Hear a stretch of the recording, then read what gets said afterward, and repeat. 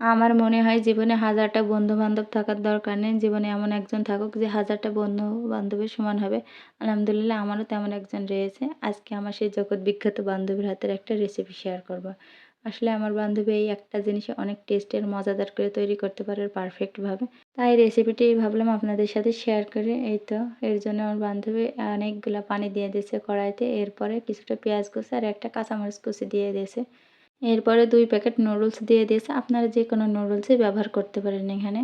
এই তো নুডলসটা যখন একটু হাফ সিদ্ধ হয়ে যাবে, এরপরে একটা ডিম ফাটাস করে ভেঙে দিয়ে দেবেন। আর ডিমটাকে সাথে, সাথে উল্টাতে যাবেন না, তাহলে ভেঙে যাবে। আর ডিমটাকে আস্ত রাখার চেষ্টা করতে হবে।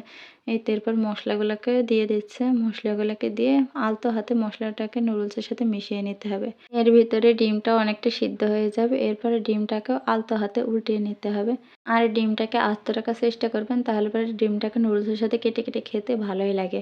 আর এর ভিতরে আপনারা একটু ধনিয়া পাতা এড করবেন, তাহলে আরও বেশি ভালো লাগে। আসলে ধনিয়া পাতা ঘরে ছিল না, তাই দেওয়া হয়নি। আপনারা দেওয়ার চেষ্টা করবেন।